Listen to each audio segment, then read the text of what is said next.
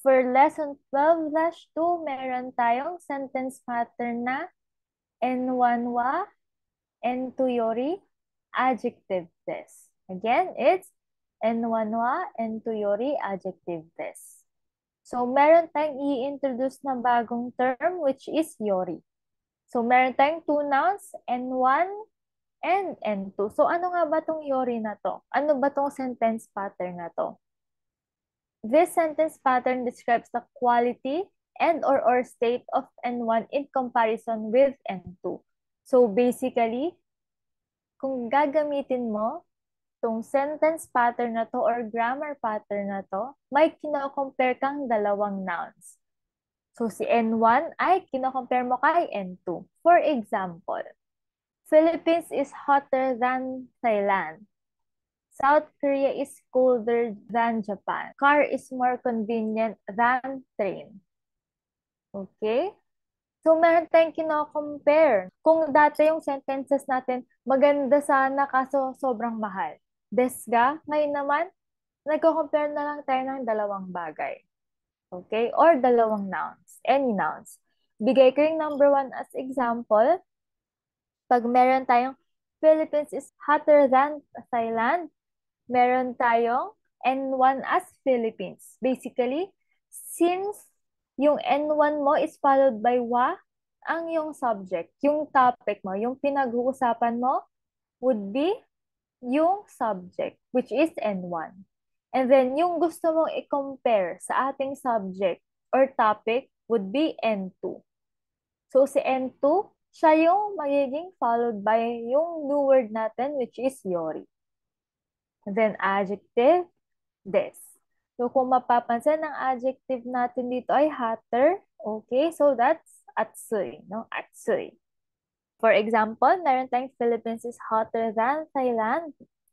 Our sentence would be, Philippine wa Thai yori atsui desu. Again, Philippine wa Thai yori atsui desu.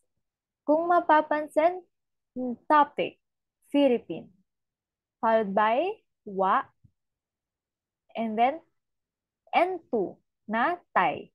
Kung kanino siya kino-compare? Thailand.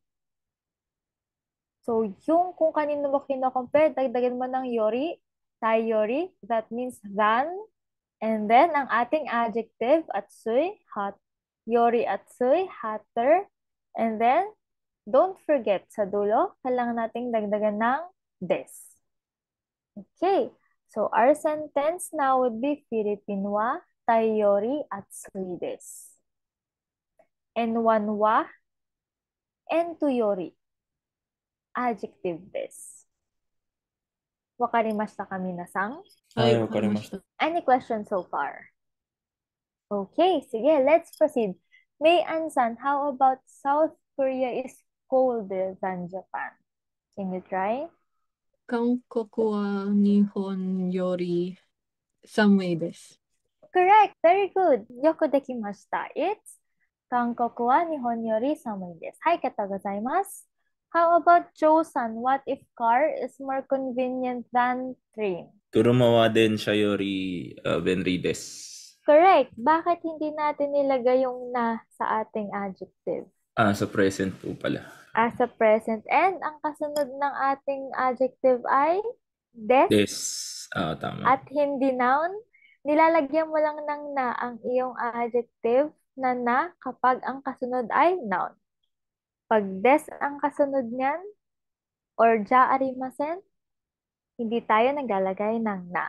So again, car is more convenient than train would be 車は電車より便利です。はい、ありがとうございました。Okay, okay.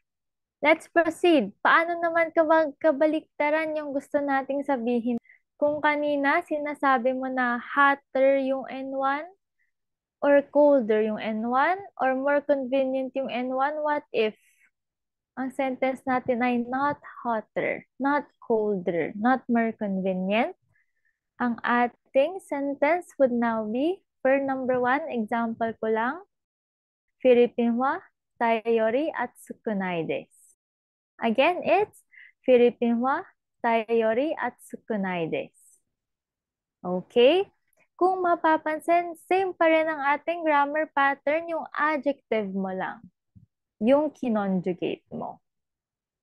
Again, same sentence pattern, yung adjective ang yung i-conjugate or i-negate. Alright?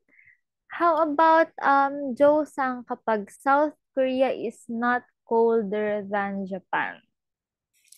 Kankoku wa Nihon yori samoku nai desu. Correct! Yoku dekimashita. Kankoku wa Nihon yori samoku nai desu.